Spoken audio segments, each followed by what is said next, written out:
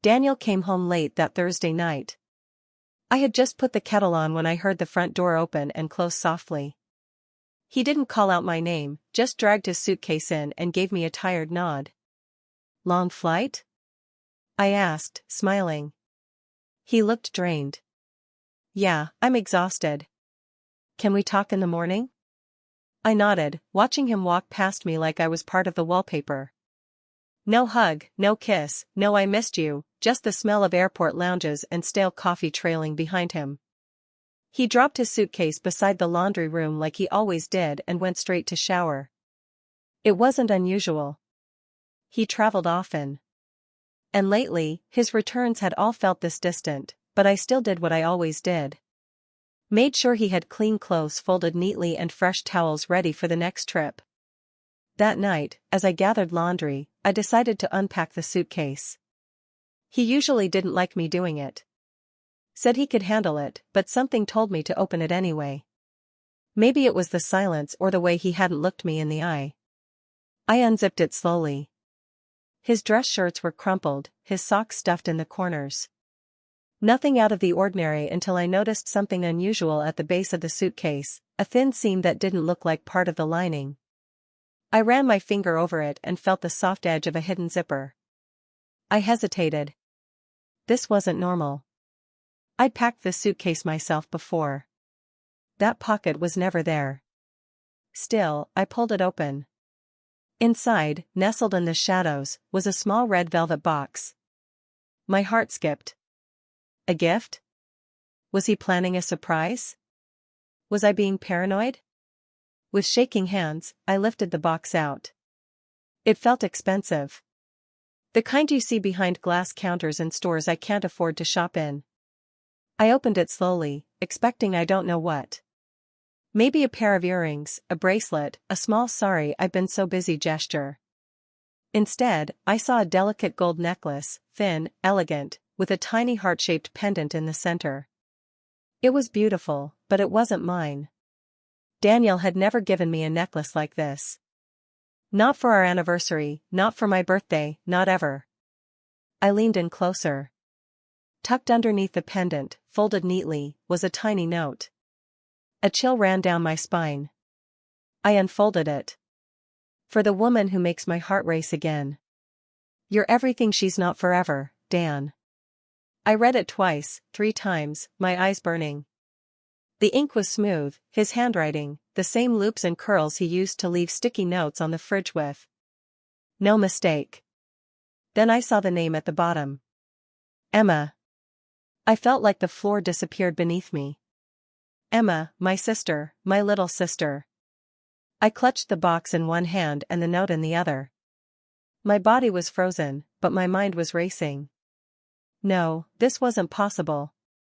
It had to be some misunderstanding, a mistake. Maybe it was meant for someone else. Maybe he bought it on someone's behalf. Maybe. But even as I tried to lie to myself, my heart already knew the truth. He hadn't given this to me. He never planned to, and he had hidden it from me. The sound of the shower stopped, and I panicked. I quickly shoved the box and note back into the hidden pocket and zipped it up. I slammed the suitcase shut and pushed it back beside the laundry basket like nothing had happened. I stood up, my chest tight, my breathing shaky. I walked to the kitchen and poured myself a glass of water. My hands wouldn't stop trembling. When Daniel walked in moments later with wet hair and a towel draped around his shoulders, I forced a smile. "You unpacked?" he asked casually. "Not yet," I said softly. "I'll get to it later." He nodded, kissed the top of my head like he always did, but this time it felt cold, empty. I stared at him, wondering how long he'd been looking at her the way he used to look at me. And in that moment, something inside me quietly broke. The next morning, I woke up before Daniel. I sat on the edge of the bed and stared at the soft light creeping through the curtains. I hadn't slept. My body had rested, but my mind, it ran all night, that necklace, that note, her name, Emma. Even just thinking it made my stomach twist. I didn't look at Daniel while I dressed. I didn't want to see his face. Not yet. I wasn't ready to hear his voice and wonder if he'd used that same gentle tone to whisper in my sister's ear. I just needed time. Quiet time to think. As I moved around the house, the memories started coming.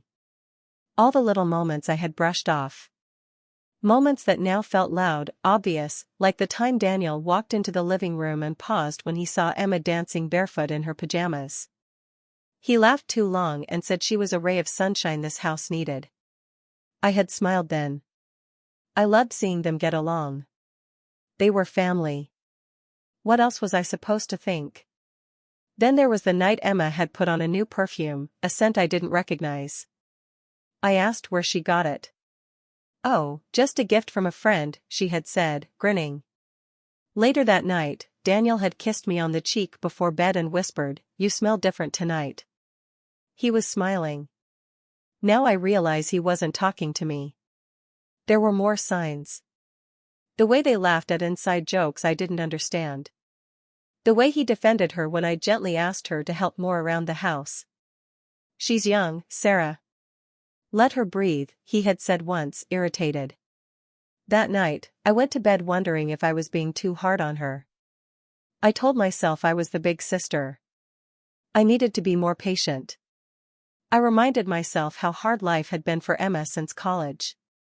The breakup, the job she didn't get, the way our parents always compared her to me. That's why I had offered her our guest room. That's why I cooked her favorite meals. That's why I never made her pay rent. Because she was my sister. And Daniel had told me he admired how much I cared for her. Now I couldn't stop wondering, did that admiration turn into desire, or was it always there, hidden under kind words and false smiles? I sat in the kitchen sipping coffee when Emily called. She was my coworker, but we'd become friends over the years. She had a sharp tongue and a sharper instinct. "You sound tired," she said. "I didn't sleep much. Daniel's back from his trip." I paused. "Yeah." She hesitated. "Everything okay?" I wanted to tell her. My mouth opened, but the words caught in my throat. "Just tired," I finally said. "He brought home a cold, I think." She murmured. Then after a moment, "You know, Sarah, I probably shouldn't say this, but I always thought the way he looked at Emma was a little different." I froze. "What do you mean?" "I don't know," she said carefully. "I remember at that holiday party last year, she wore that red dress, and he couldn't take his eyes off her. I thought maybe I imagined it." I didn't respond. My hand started to shake again. "You okay?" Emily asked. "Yeah," I whispered. "Yeah, I'm fine." But I wasn't. After the call, I sat still for a long time. I stared at the hallway leading to the guest room. Emma's door was closed. She was still asleep. Daniel was in the bedroom, probably snoring softly like he always did. And there I was, sitting alone in the kitchen with a heart full of questions and a stomach full of dread. I remembered something else. That time I came home early from work, and the living room was strangely quiet. Emma popped out from the hallway looking flustered. Daniel was right behind her. "We were just fixing the router," she said too quickly. I had laughed. "Okay, weirdos." They laughed too.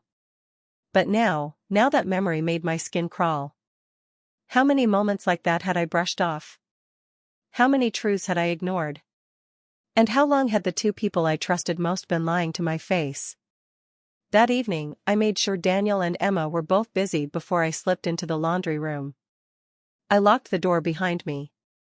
The suitcase was still there, resting against the wall like nothing had happened. I dragged it toward me, knees weak, fingers stiff. I unzipped it slowly, listening for footsteps.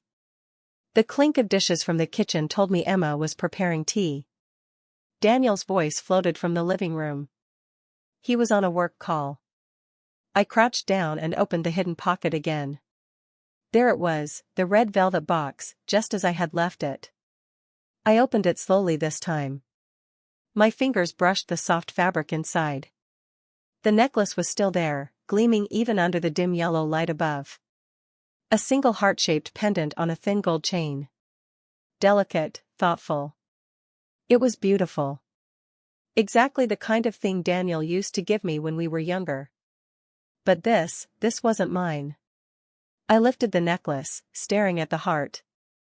I hated how my own heart reacted, the pang of longing, the flicker of hope that maybe this was all a mistake. But it wasn't. I reached under the silk lining again and pulled out the note. Same handwriting, same message, for the woman who makes my heart race again. You're everything she's not forever, Dan. And below the message, her name, Emma, not even hidden. No code name, no initials, just my sister's name written so casually by my husband's hand. My chest ached. I sat down on the floor, still holding the necklace. My fingers were numb. What hurt the most wasn't the affair. Not yet. It was the intimacy of the note, the soft words, the way he said she made his heart race again. As if I were a cold, distant memory and she was the fire in his life. Was that what I had become? Everything she's not. What did that even mean? I had stood beside him through so much. We built this home together. I supported him when his business was failing. I stayed up with him when he was too anxious to sleep. I kept our house running. I made sure Emma had a roof over her head. What was I not? I placed the necklace back in the box, shut it tight, and tucked it back into the hidden pocket. I zipped it up and stood, wiping my palms on my jeans. I couldn't cry. Not yet. Something in me refused to break. I needed more than a note. I needed clarity, proof, answers. I walked back to the kitchen and saw Emma pouring tea into 2 mugs. She was humming lightly, barefoot in a pink robe, her hair tied up messily. She looked happy. Daniel walked in behind her, laughing at something she said. They both looked at me when I entered, and the moment felt strange, almost too perfect. Tea? Emma offered cheerfully. I shook my head. No thanks. I'm going to lie down. You okay? She asked. Just tired, I said with a soft smile. Daniel stepped forward. I can join you in a bit if you want. I looked at him. I mean, really looked at him. His smile was warm, familiar, rehearsed. I'm fine, I said. I turned and walked away before either of them could speak again. In my room, I sat at the edge of the bed, staring at nothing. There was something else I couldn't stop thinking about. The way Emma had always been drawn to Daniel, even before she moved in, the playful teasing, the inside jokes, I always thought it was harmless. I trusted them both too much. Now, I wasn't sure I trusted even myself. I picked up my notebook and began writing everything down, the date he left, the night Emma visited her friend, the perfume, the late-night movies, and now the necklace. I needed a plan. I needed answers. And I would find them quietly. No scenes, no fights, not yet. I would listen, watch, wait, because something told me this box was just the beginning. The next morning, Daniel left early for a client meeting across town. Emma was still in bed, probably asleep, wrapped in her silk sheets and dreams I didn't want to imagine. I waited 10 full minutes after the door closed behind Daniel. Then I moved. I walked straight to the study. His laptop was there, plugged in, screen closed, but not locked. Daniel had never been careful with his passwords. He didn't need to be. He thought he had nothing to hide. I lifted the screen. It lit up instantly. No password. I clicked open the browser, expecting to find something. Maybe an email trail or calendar entries. Nothing unusual. I checked his photos, then documents. Still nothing. Then I saw the folder on the desktop, Q1 reports. It was odd. Daniel didn't usually store work files on the desktop. And if he did, they weren't labeled like that. I opened it. My heart skipped a beat. Inside were subfolders, each named by month, January, February, March, and inside February, photos, hundreds of them. My hands started to sweat. The first image was of a hotel suite. I recognized the bedding I had helped him pack for that trip. He told me it was just a conference, that he'd be sharing a room with a coworker to cut costs. But the photo showed only him and someone else, Emma. In one photo, she was lying on the bed laughing in one of his shirts. Another showed them at a restaurant, candlelit, smiling like they were in love. Then came a video clip. I hesitated. My finger hovered over it. Then I clicked. The screen flickered, and sound came on. Daniel's voice, laughing. The camera shifted and showed him wrapping something around Emma's neck. The same necklace. The red velvet box flashed in the corner of the screen. I told you it would look perfect on you, he said. Emma giggled. You're terrible. Then she kissed him. I paused the video and slammed the laptop shut, pressing my hand against my chest. I wanted to scream. I wanted to throw something, but I didn't. Instead, I took out my phone and snapped photos of the screen, the file folder, the video name. I needed to keep evidence, not for revenge, not yet, but to remind myself that this wasn't a bad dream, that this was real. I sat on the edge of the couch, breathing slowly. He had used his work trip, the same trip he told me was back-to-back meetings, to take my sister on a romantic getaway. He had lied to my face, then kissed my forehead and told me I was amazing for handling things at home. And Emma, how many times had she looked me in the eye since then? How many breakfasts had we shared with her sitting across from me wearing his shirt? I felt sick. Then I remembered something else. His phone. He always kept it nearby. But this morning, in his rush, he'd left it charging by the bed. I walked back into the room and picked it up. Locked, of course. I typed in his usual code, his birth year and mine. It opened. I went straight to his messages.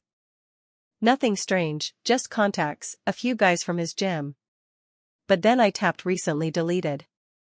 There it was, Emma. Dozens of messages. I tapped recover. One by one, the texts appeared in the main inbox.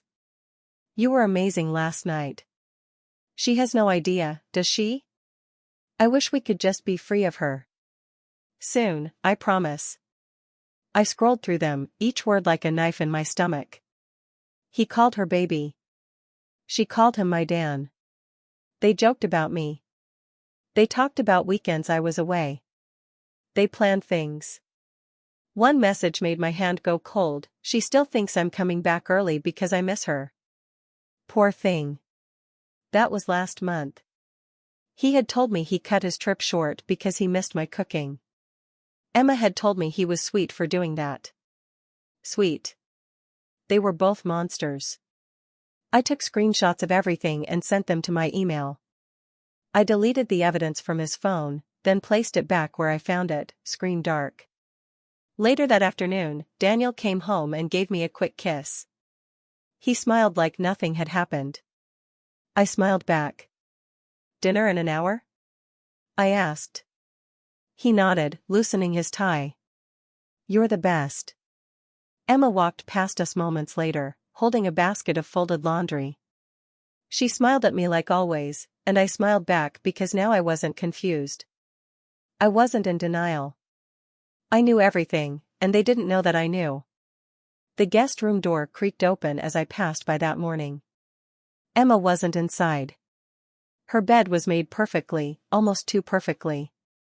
I stood in the hallway for a second, staring at the neatly fluffed pillows. She'd never been the tidy type.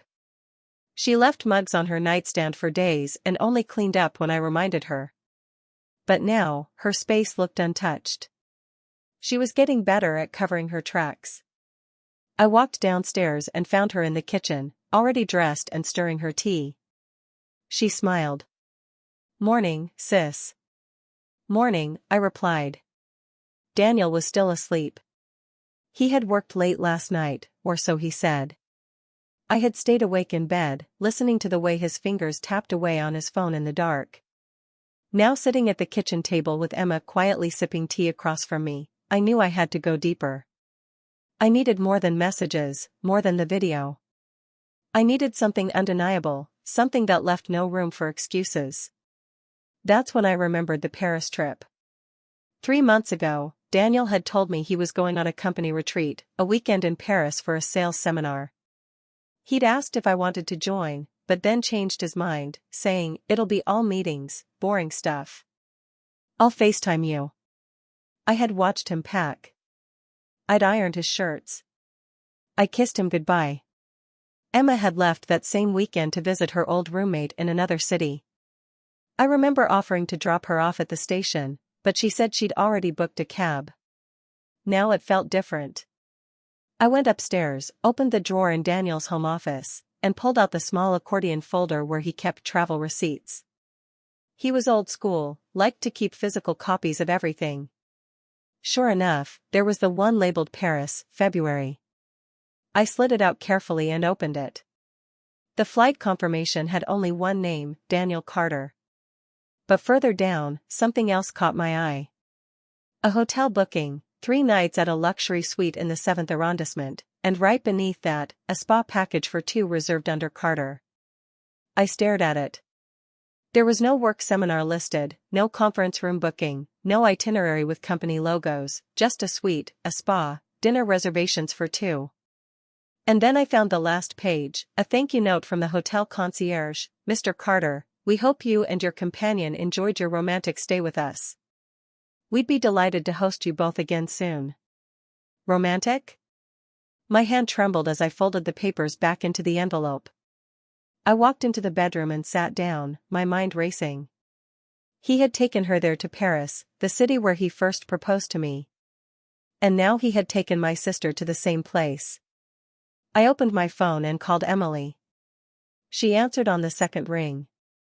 "Hey, everything okay?" "I need to ask you something," I said. "Sure." Back in February, the weekend Daniel went to Paris.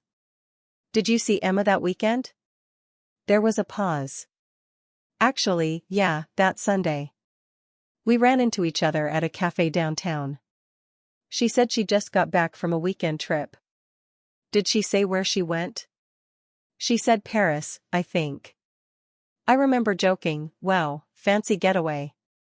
She just laughed and said she needed a break. I closed my eyes.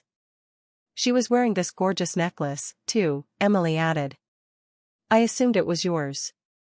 Or maybe a gift from your mom." My voice was calm. "No, it wasn't." Emily's tone shifted. "Sarah, what's going on?" "I can't explain right now," I said quietly. "But thank you." After the call, I sat there for a long time, holding that spa receipt in one hand and the necklace photo on my phone in the other. There it was, proof they had lied to me together. They had walked hand in hand through Paris streets, shared wine and hotel sheets, all while pretending they were somewhere else. That wasn't just betrayal. It was cruelty. And yet neither of them looked at me with guilt. Neither flinched. Neither avoided eye contact. They still smiled. Still talked to me like nothing had happened. But I knew. And soon they would know that I knew. After everything I had seen, the hotel receipts, the spa booking, the necklace, I thought nothing else could shock me. I thought I had reached the peak of betrayal. But I was wrong. What I found next made my stomach turn. It happened on a Tuesday. I had stayed home from work that day, partly because I couldn't face anyone and partly because something in me didn't feel settled. I kept wondering how deep this rabbit hole went. Daniel had lied. Emma had lied. The money, the secrets, the smirks. None of it made sense unless there was more. And unfortunately, there was. I was in the guest room gathering some laundry when I heard a chime. The sound of my son's tablet powering up. He must have left it on the bed. Curious, I tapped it. He'd left open his drawing app filled with stick figures and superhero doodles. But in the top corner of the screen, I noticed something odd, a folder labeled Home with a lock icon.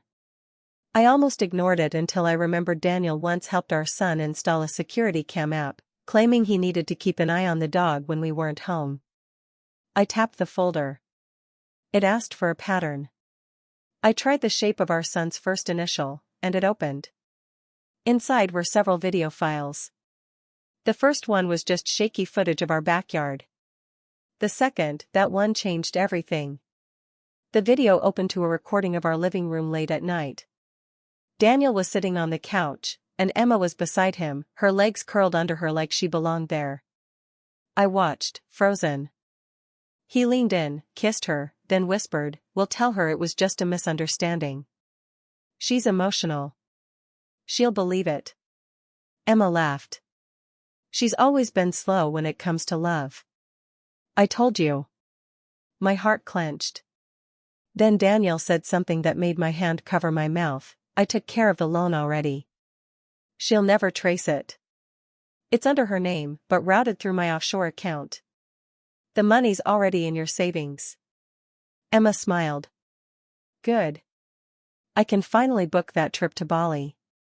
He pulled her close. "I told you I'd take care of you better than your ex ever did."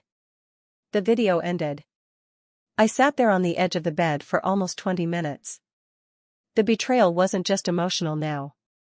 It was financial, legal, criminal. He used my name to take out a $100,000 loan and funneled it to Emma, my own sister. And the worst part, they knew I'd find out eventually. They just didn't care. I saved the video to my phone, backed it up on 3 separate drives.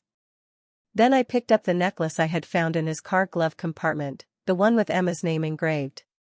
I placed it next to the spa booking receipts and the hotel key card. I printed out the text exchanges I'd found in his synced cloud account, including the ones he thought were deleted. I took photos of everything, created a folder, labeled it for my lawyer. Later that night, I didn't speak a word. Daniel came home with fast food, pretending like he hadn't been ruining my life for months. Emma called and asked if I'd bring her some of her old clothes. Said she was short on outfits for an event. The nerve. I said sure, and that I'd be seeing them both very soon. They laughed, thinking I was still the clueless older sister, the quiet wife. But in my silence, I was building something cold, something legal, something final. Because now I had the one thing they never expected me to have, proof. And they were about to learn that the woman they thought was soft was preparing to strike. I once read that the deepest kind of betrayal doesn't come from enemies. It comes from the people you've fed, sheltered, and loved without limits. I never really understood that until I found myself staring at my husband and my sister, standing in my living room, pretending like they hadn't destroyed me behind my back. But that's the thing about betrayal. It doesn't end with heartbreak. It ends with consequences. And I made sure of that. It started quietly. I didn't scream. I didn't confront. I didn't throw things or demand answers. I hired a lawyer. Her name was Elizabeth Parks. Sharp as a blade and calm like ice. The first thing she said to me was, "You're not the first woman to come in here with this story.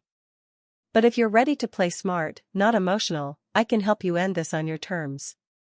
I handed her everything, the hotel receipts, the necklace photo, the spa package, the text screenshots, the video from my son's tablet, and then the most painful piece of all, the $100,000 loan document in my name.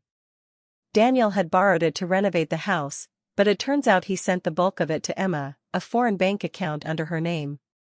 Elizabeth traced every transfer. "He didn't just cheat emotionally," she said.